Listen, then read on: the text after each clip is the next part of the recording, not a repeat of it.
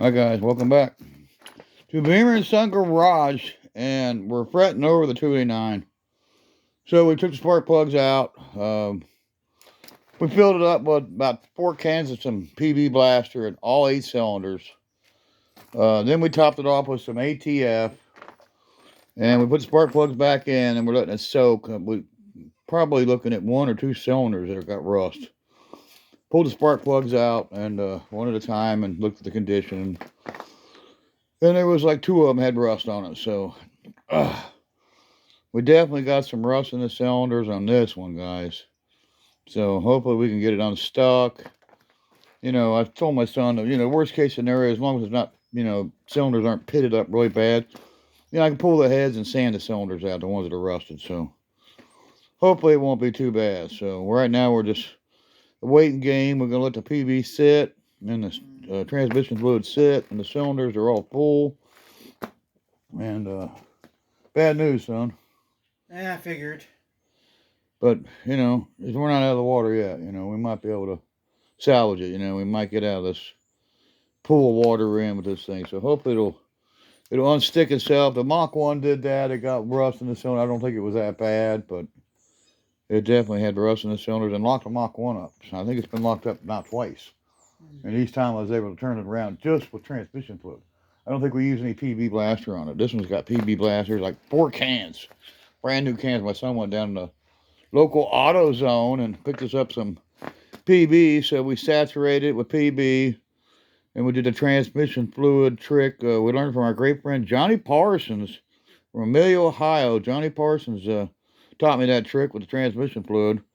And I've used it and abused it. And almost every time I've got away with success. And it was one on a 440 that we bought from DNS from McKinney's Junkyard up the street from us. And it was bad. 2 cylinders were full of rust and all pitted, and there was no way to unlock that one. So I pulled intake heads and found it. Yeah, it was pretty messed up. We did the PB and did transmission fluid and couldn't save that one. But, we saved the heads and parts, and, the block can still be rebuilt.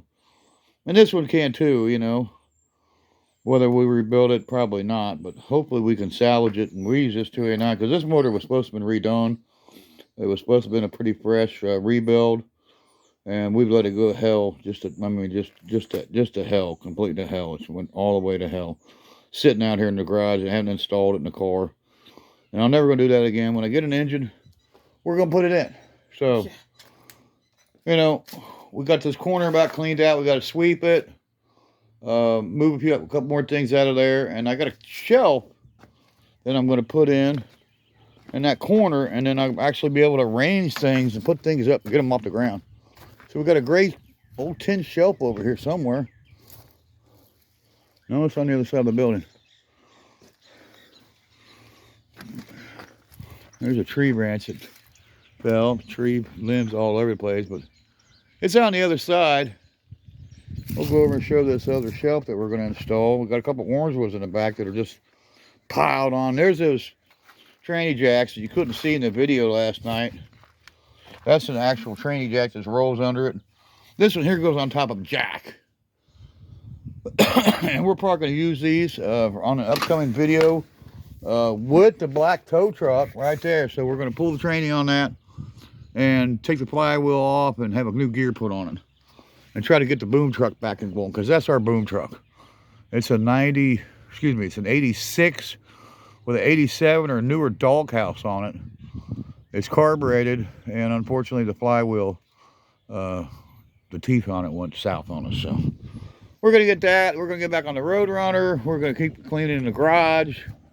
And here's this gray shelf I'm talking about. We'll go down here and show some more of my organization skills with the lawnmowers and tires. But here's the shelf. So we got this shelf from one of my neighbors. So we're going to install that rusty shelf into the garage and put stuff on it. So that's a win. And we'll get onto that once we get it swept out.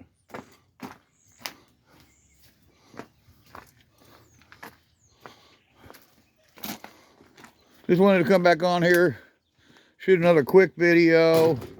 After the tow truck video, I did a little tow this morning for Mr. Wilson.